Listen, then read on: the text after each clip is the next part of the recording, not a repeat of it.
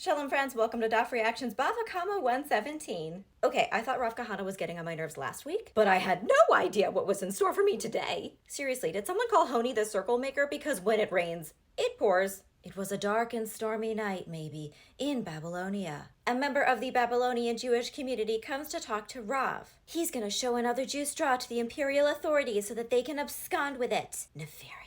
And Rav is like, oh no, don't you dare, snitches get stitches. And this guy clearly had some kind of death wish because he's like, I'm gonna do what I feel like doing and you can't stop me. Why he bothered to come tell Rav this in the first place, I do not know. But he did, which was a mistake. Because Rav Kahana was sitting there too, probably under the sofa or something. He hears this diss towards Rav and he leaps up. He's like, I see you're talking out of the side of your neck. I am an unlicensed chiropractor, so let me help you with that. And Rav Kahana snap crackle pops that man's neck right in half.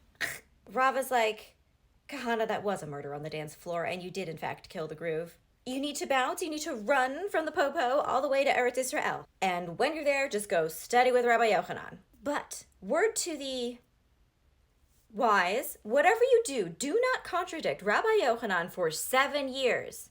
This is a literary device called foreshadowing. It is Chekhov's ominous warning. So Rav Kahana arrives in Eretz Israel. First he meets Reish Lakish. I think it's fairly safe to say that Rav Kahana has always been a pick-me, and that did not change in the schlep between Babylonia and Eretz Israel. He is still a pick-me. So he's showing off how much he knows to Reish Lakish. And Reish Lakish says to Rabbi Yochanan, you know, an intellectual lion has ascended from Babylonia. He seems like the kind of student who's going to try and challenge legit everything you say as a flex. So they put him in the first row for the lecture. Rabbi Yochanan teaches a halacha, but Rav Kahana says nothing. Rabbi Yochanan teaches another, and Rav Kahana says nothing yet again. No, they don't know that he's promised to shut up for 7 years. They just think he's out of his depth. So they move him back and back and back until he's in the final row of class, which is the 7th row. Symbolism! And Rabbi Yochanan says to Reish Lakish, you know that lion you mentioned? I think he might just be a fox in a lion costume. And not like in a foxes are crafty way, just like a he's not a lion way.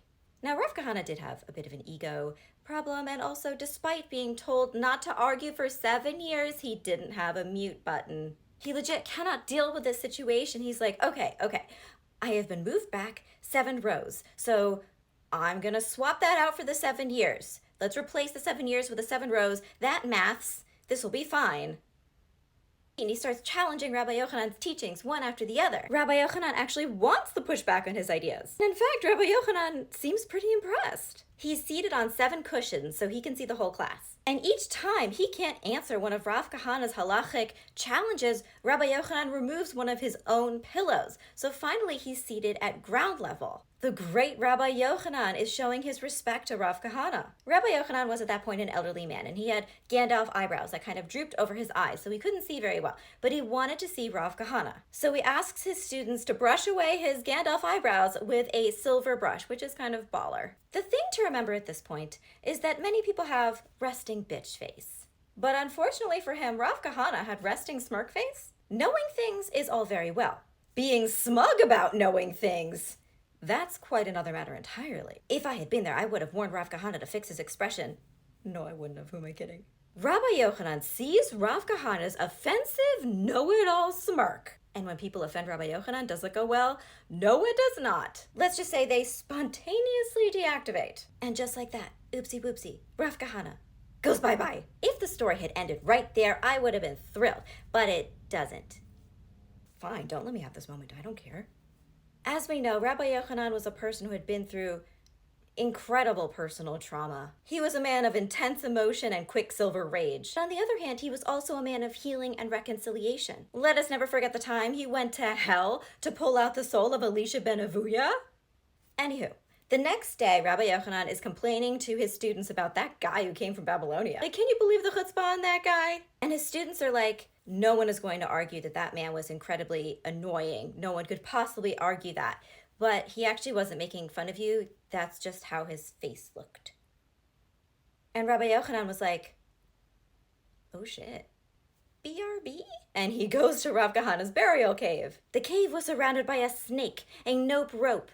Rabbi Yochanan says, snake, let me in to see my student. And the snake says, I am a nope rope. I take that literally. I'm here to say nope to you, unless you humbly acknowledge Rav Kahana as your teacher. If it was me, I would have been like, no, he can stay dead. Bye.